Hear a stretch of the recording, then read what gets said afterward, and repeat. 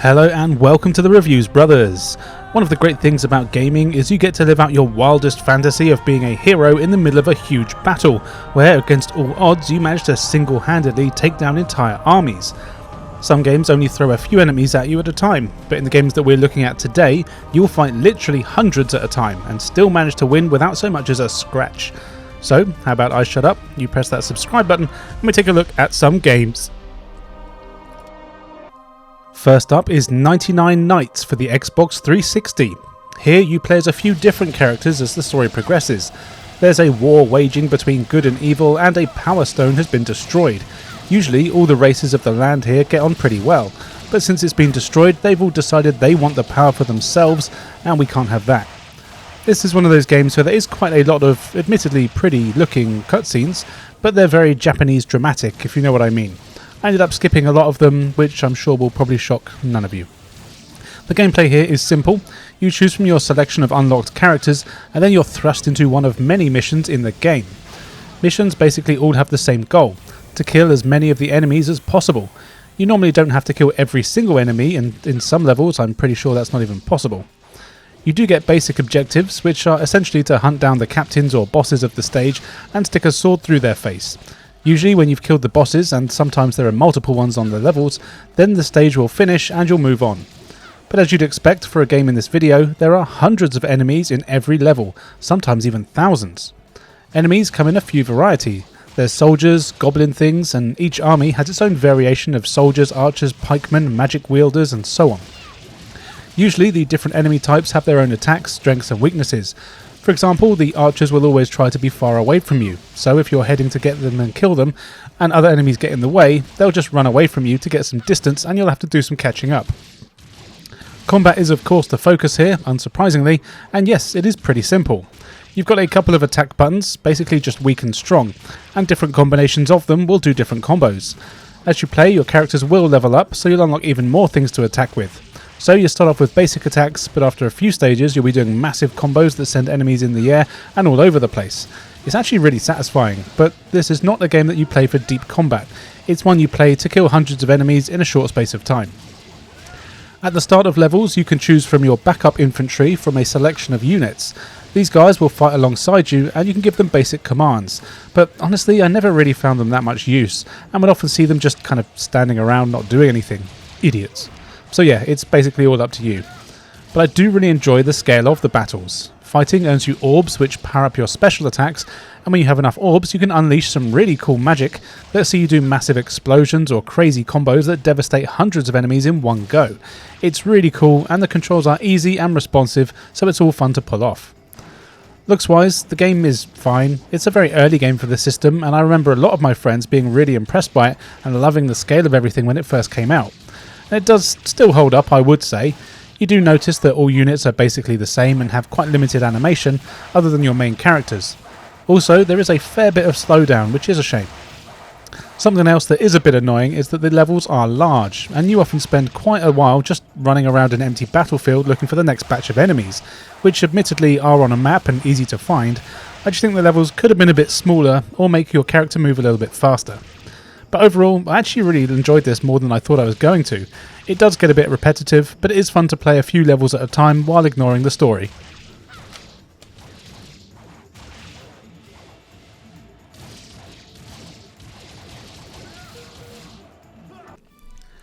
If you prefer shooting to slashing, then you definitely want to play the Earth Defense Force series, and this one is EDF 5 for the PlayStation 5. The story here is simple. Aliens are attacking Earth, you need to defend Earth, and that's basically it. You get to choose from a few classes. There's the Ranger, who's your basic grunt, and who I always play as because I'm a basic bitch. He runs around and can carry 2 weapons at a time, as well as 1 piece of equipment. Then there's the Wing Diver, sexy women who can fly, and they have a laser weapon. They're really fast and can get around levels very quickly, but have low armour, so can't take much damage. Then there's the Air Raider, who is basically a support unit. They've got weaker standard weapons than the others, but can call on some amazing airstrikes, as well as vehicles like tanks and helicopters to come and help. These guys are great if you're playing the game in multiplayer, which you really should, but not much use in single player to be honest. Finally, there's the Fencer. This guy sucks ass, don't bother with him. And yeah, I know some people disagree with me, but I hate the fencer. Gameplay wise, it's pretty simple. You choose your class and then play through more than 50 levels, all of which involve killing hundreds of enemies. The levels never have any other objectives than this, but strangely, some levels are on a bit of a timer that you're never really made aware of, so you'll just randomly end a mission at some points. But most of them do require you to kill every single enemy on the stage. And the enemies come in some great varieties. There's armies of giant insects, from ants and spiders to wasps. Then there's flying drones and spaceships that you'll need to take down, and even giant frogs that you can blast to pieces, but if you take your eyes off them, they might regenerate if you give them a chance. And finally, there's some giant, totally not Godzilla monsters here as well. All of the enemies have their own attacks, and you'll very quickly learn to hate some of them, mainly the jumping spiders. They're a pain in the ass. Enemies come at you literally in the hundreds, and the levels can start off easy, but all of a sudden you turn around and you'll see an army of bugs coming straight for you, and I love every minute of it. This is a series I've been playing since the Xbox 360, and it's one that I will always have at least one version of on any console that I get. The battles here are just epic, especially with 4 players in co-op, which is by far the best way to play it, with each of you having a different class and skill set. Killing enemies can often make them drop boxes.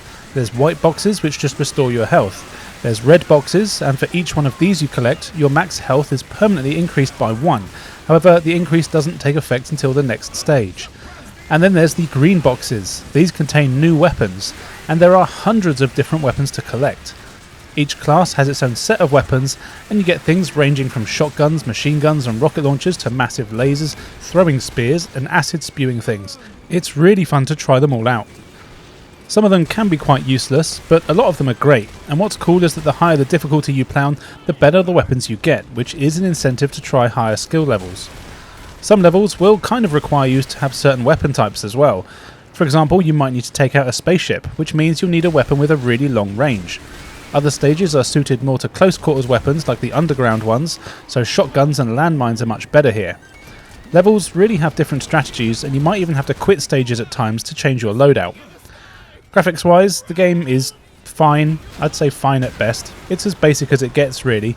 There are times when things look great in the middle of huge battles, with the sheer number of things on screen, but it's clearly a budget game and the models and animation are basic, and there is quite a lot of slowdown still, even on the PS5. But I do really love it. Now, it's not a series that you need to get every game for, as honestly, pretty much all of them are almost identical, with just a few cosmetic changes. Even the levels in a few of these games are almost identical. I would recommend getting number 4 or 5, but I really think it's impossible not to have fun with any of them. For me, having at least one EDF game in your collection is a must, and I highly recommend adding one to your collection, and hey, let me know if you get it for PS5, and I'll even play online with you.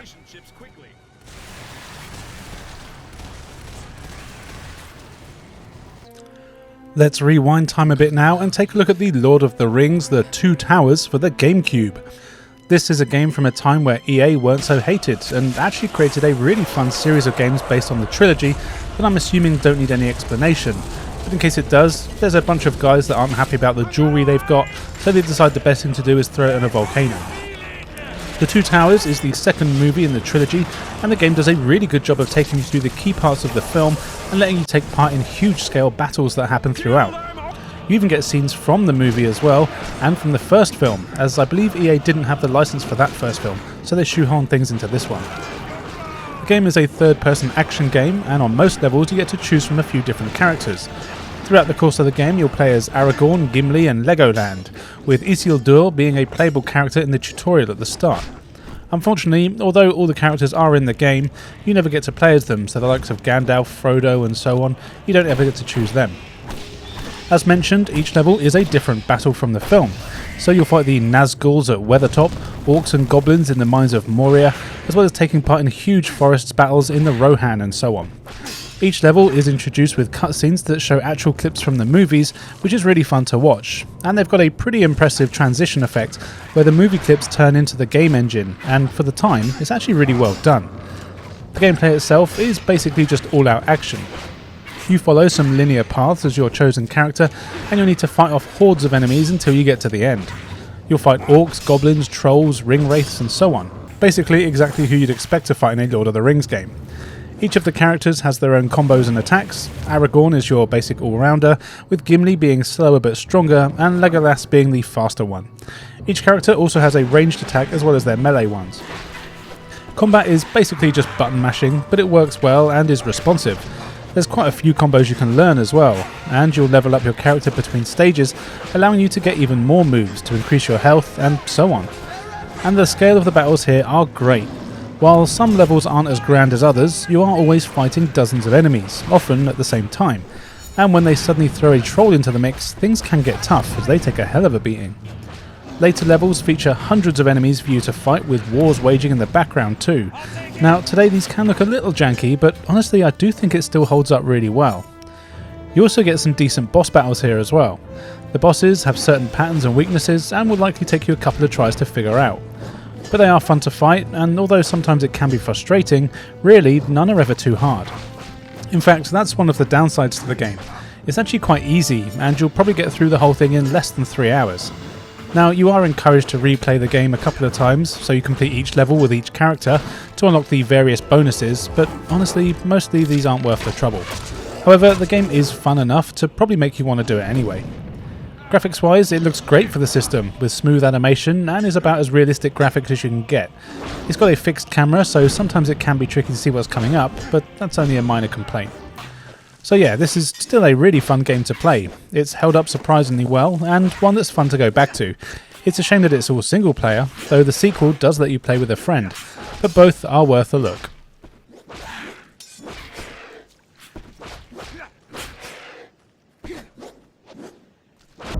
And as the Gamecube is plugged in, let's take a look at Spartan Total Warrior. This is a spin-off game from the real-time strategy series that I've actually never played. Unsurprisingly, you play as a Spartan, and you're fighting alongside your Spartan and Greek friends to stop those pesky Romans from taking over the country. Being hard as nails, you're recruited into a dozen or so skirmishes, all of which involve fighting in huge battles, though it's unfortunate that you are just an unnamed soldier. Oh well. The gameplay is obviously combat heavy, and pretty much what you want to do for the whole game is get a mix of melee weapons, ranged weapons, and even magical powers that are granted by the very generous gods, and then kill everyone you see. You get swords, spears and bows, which all work basically how you'd expect, and you get divine powers like fire and lightning as the story progresses.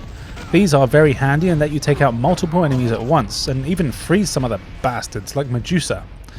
What's cool here is that the missions aren't always just a case of killing everything you see. You're often given actual objectives to complete, so you'll need to escort certain characters to various locations, sometimes to rescue them, sometimes so they can do some infiltrating and demolition of their own. These aren't too tedious either, like a lot of escort missions can be. You'll also need to burn down buildings and rescue prisoners, among other things. These missions do really help break up the monotony, and even though the battles are really fun to fight in, it's still nice to have other things to do. Some missions even let you try and be a bit stealthy. However, you don't have to worry too much, as there's no penalty if you're ever seen, and you can just start murdering everyone if you do. There's 14 levels in total, and they're quite large. These go across Sparta and Greece, and in the later levels you even see you fighting undead warriors and hydras in hell. But it's the epic battles that we're focusing on here, and they are really fun to fight in. There's usually dozens of enemies on screen with very little slowdown, if any, and it's really fun to just be stuck in the middle of a bunch of Romans before unleashing a huge magic attack that sends them all flying. What I also like is that as you progress you get more and more armour and better weapons and shields. These are what cause your magic to be upgraded as well, and killing enemies builds your magic meter for special attacks. And as another game with hundreds of characters on screen at once, the graphics can be a little basic, but it definitely doesn't look bad. It runs smoothly and the animation is really great. I've owned this game since it was released and I had a blast playing through it back in the day, and it's a game that I still have a lot of fun with to this day. I nearly included it in my Gamecube Hidden Gems series, and playing it again for this video makes me think I really should have done, but hey, at least I've had an excuse to play it again, and you should too.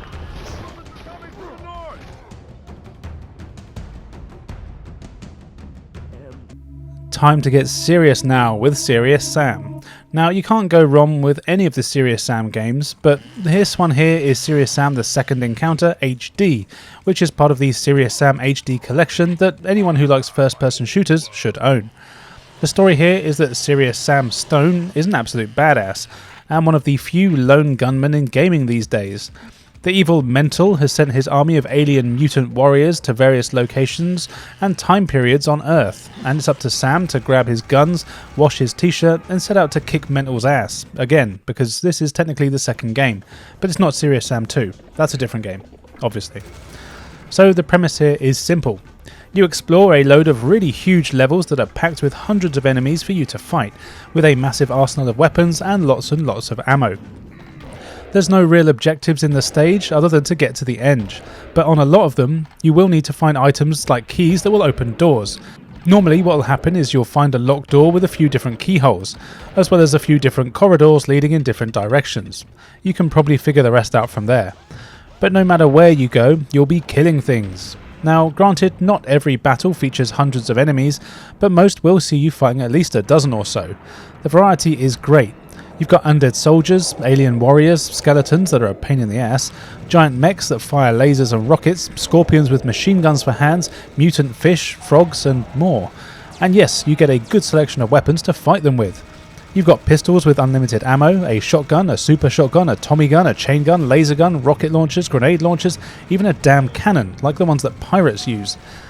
Like all good first-person shooter weapons, each one of these weapons does have its own place on the battlefield as well, with their wide variety of range, damage, ammo count, splash damage and accuracy. And most enemies require certain strategies to fight. For example, these scorpion enemies are basically hit scanners, so you'll need to be able to find somewhere to hide when attacking them if you can, so you want something quick and accurate. Likewise with the headless bombers who just run at you and explode, you need to be quick with these things that can take them out at long range. That said, enemies here aren't particularly smart, but they never pretend to be. Pretty much all of them will just run straight towards you screaming and attacking, with very little care for their own well-being. The main thing you have to worry about in this game is the sheer number of enemies. And that's where the epic battles come in. Almost every level does have 2 or 3 really huge fights in it, where you'll be fighting a few hundred enemies at the same time. These fights are tough, but fair. They're always in huge arenas, and sometimes you'll need to learn the enemy spawn points and know what weapons you need to have ready and when. So by the end of the game you'll be throwing almost every enemy type at you at the same time, so also remember to save often. Everything here moves at a really quick pace, and you will spend a lot of time backpedaling and circle strafing. If you're not good at doing that, you won't last long here. You get a nice variety of settings for your battles as well. You'll be in Amazon jungles, Mayan cities, pyramids, ancient English towns and so on. This is a nice change from the first game, which only takes place in Egypt. It does get a little repetitive. Now, there are times when I think the levels do drag on a bit, but that's kind of the point of the game. Each one can easily take 45 minutes or more to get through, and that's even if you don't die. But the battles here are so much fun that you usually don't realise how much time's gone by.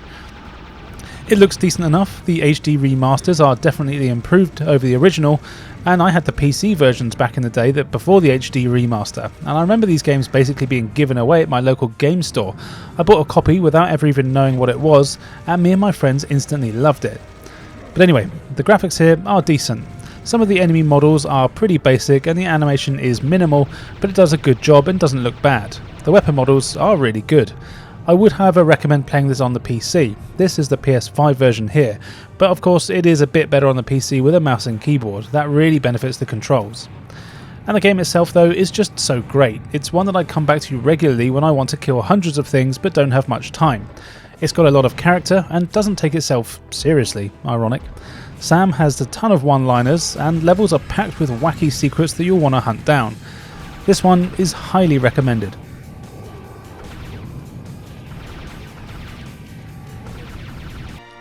And finally for today, here is Hyrule Warriors for the Wii U. This is a spin-off game from the Legend of Zelda series of course, and it has a needlessly convoluted story where Ganondorf's been defeated and his spirit split into pieces which are scattered throughout the land in various periods in time. Of course this isn't enough to keep a good man down, so he manages to summon his armies and try to collect the pieces of his soul so he can be resurrected. In the game, Link here is just a lowly soldier, but it soon becomes apparent that he's more than meets the eye, and it turns out that he's the hero of time. Who knew? So yes, Link joins Zelda's army, who have to go on a bunch of missions to stop Ganon's army from getting these soul pieces and bringing him back. The gameplay here is very similar to Mystic Heroes on the Gamecube, or more likely what I should say is it's close to Dynasty Warriors, but I've actually not played any of those games. I know you're going to shout at me. Don't worry, they're on my to-do list. What that means is that you're dropped into a variety of battlefields that are filled with hundreds of enemies. Each level has a goal, which is usually to defeat the captains and bosses of the stage, though others have you protecting or escorting characters and things, which is nice. You have a map, and that will tell you where your objective is, as well as showing red spots where the enemies are. Now the thing here is that there are dozens of spawn points in the levels, and whoever controls these has a constant stream of units that are teleported into the battlefield. That means that what you want to do is head to the spawn points and kill all the captains there. Once this is done, they'll change from red to blue. The soldiers from your army will then start to spawn in and fight alongside you instead of the enemies spawning in, though to be honest your mates aren't all that useful. Now in theory, unless your mission requires it, you could just ignore these and find the boss you need to kill, but this will make things slightly harder as the enemies won't ever stop spawning and chasing you. And yes, you have plenty of attacks. There's actually a load of characters you can play as here, not just Link. There's actually about 10 or so that you can unlock as you play, each of which with their own stats in terms of speed, strength, health and weapons. It's really fun to play as all of them. Characters like Link are your all-round melee guys. He's a really great one just to get stuck in the middle of enemies with, and you have some fantastic combos that end with devastating spin attacks. You also get ones like Impa, Zelda's main general. She's the heavy hitter with some devastating attacks that are slow but deal massive damage. Then you've got Lana, a new character I believe, who is a magic user. She's a little slower and weaker but can attack from a good distance, and so on. After each level, characters will level up and you can find new weapons to use, as well as crafting items and gear. If you like grinding, there's a lot to enjoy here. There's plenty of enemies as well. They're all variations of classic Zelda monsters like Moblins, Stalfos, Lizalfos or whatever they're called, and Deku plants, as well as some classic bosses that make a return like Goma and Dodongo. It was great to see these guys, and the boss fights are really fun to figure out. Enemies drop rupees when they're defeated, which is what you'll use to upgrade characters between levels. You'll also find items in chests, which you often get to keep, like a boomerang and a bow and arrow, letting you do some nice long-range attacks. You'll even get bombs that you'll need to destroy rocks to open up new areas. It's all very Zelda. Every now and then, golden Skulltulas appear on the level as well. These are golden spiders if you don't know Zelda, and killing them will unlock even more things for you to use, but I actually never managed to find them when they did spawn in. The battles here are really satisfying though, with you fighting hundreds of enemies in large areas. Sometimes they feel a little too easy, and so far I haven't died once, and I'm about halfway through the game. Now what is a bit of a shame is that there is a fair bit of slowdown, which I didn't really expect. It's not game breaking or anything, but it is very noticeable. Also, while the controls are very good, they can be a bit twitchy, and the collision detection is quite wonky in places, and I'd find that sometimes I get stuck on rocks or even invisible walls. Again, it didn't ruin the game, but it did just make it feel a little bit cheap. But overall, the graphics are great, there's a lot of detail and the animation is excellent. I especially like the little cutscenes when you get your super moves. Overall, I actually really like this game. It's a simple one that actually really suits the Zelda franchise. There are a lot of nods to the series, like having the fairies with huge knockers hiding in every stage that will help you out, and levels taking place in familiar locations across the Zelda series. The fact that you can get this game for so cheap now makes it one that I would definitely recommend. Just remember, it's not a proper Zelda game, it's just balls to the wall action.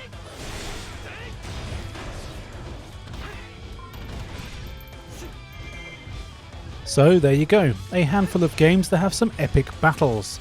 Now I did focus on games where you're fighting loads of enemies at once, and what other games could I have included to check out in the future. But what about games that have epic battles but against fewer enemies? Shadow of the Colossus comes to mind immediately. As always, let me know in the comments below, and I'll see if I can include them in future videos. On screen now you can see where you can follow me, so why not do so? I've got loads of great content for everyone to enjoy. And now all that's left for me to say is thank you for joining me, and I'll see you next time.